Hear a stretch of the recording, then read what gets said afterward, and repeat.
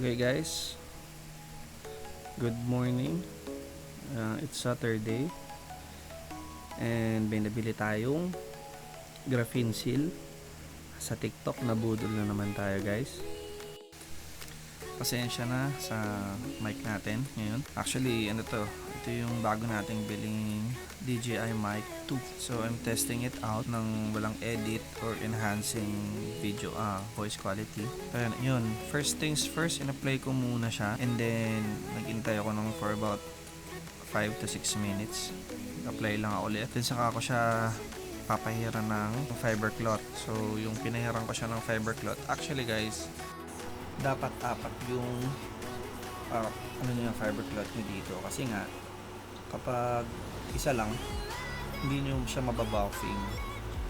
So, yung buffing na yun, yung parang yung pang finish finishing nyo.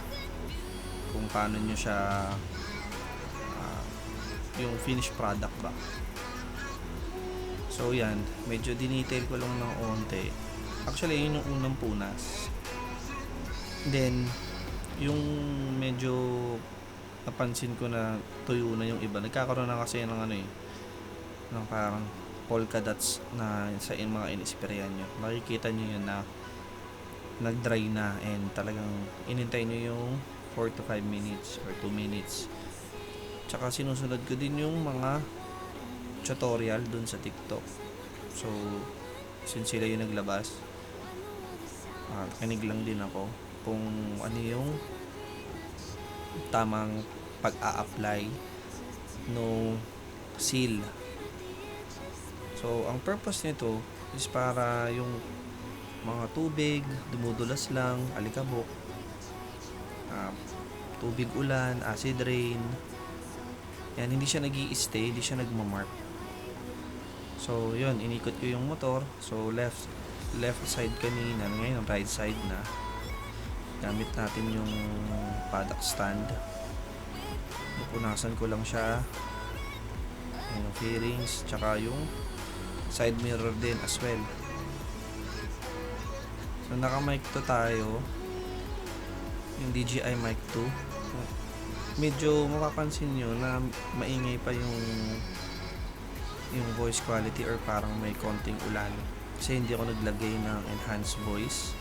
Pwede ko tinanggal yung noise reduction sa labas para recording talaga yung labas.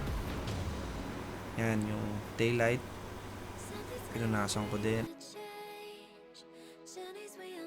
So guys, yun, parang ako yung pang testing nyo ng para bago kayo bumili ng graphene seal or ceramic seal, kung saan kayo bumili. Yung sa akin pala V3 yung nabili natin sa TikTok. Graphene seal V3 ata. Kasi may V2 ako nakita nun, pero white pa. Yung sa atin, yung nabili ko, black. Yun, so hindi ko na mapapakita yung mismo itsura niya.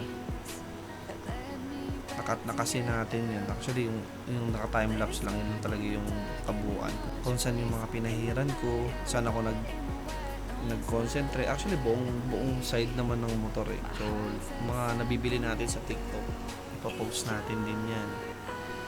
Kung worth it ba, effective. For me, effective naman tong nabili nating graphene seal. Hindi naman ako nanghinayang kasi ang dumudulas yung fiber cloth. Tinry kong ilapag doon sa mismong tank tsaka doon sa mga fairings. Minsan parang wala ka nang pinupunasan. Alam mo yung parang magaan, wala siyang sabit.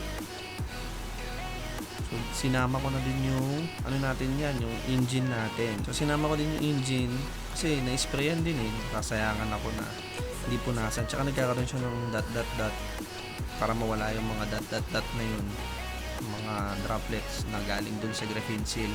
So, comment down below guys kung okay sa inyo yung mic. Gusto ko rin kasi raw yung voice ko.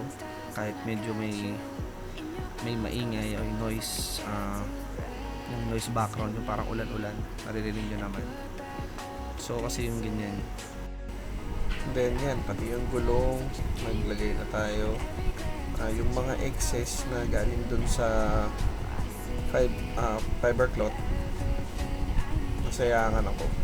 So, malinis naman yan. Actually, bago nyo sprayan yung motor nyo o kotse nyo, kailangan car wash nyo na yan para lumabasan yung kintab ng mismong motor. Yun, sinama ko na rin lahat yan. Tapos, yan, yung mukha niya, parang dinetail ko siya. In a way, wala pa tayong PPF, wala pa tayong pambili ng PPF. Yung PPF yung parang yung nilalagay na film doon sa mismong mga body, TFT, yung sa fairings, para yung mga normal scratches hindi umabot. So guys, hanggang dito na lang po tayo. Please like and subscribe to our YouTube channel. Thank you guys. Thanks for watching.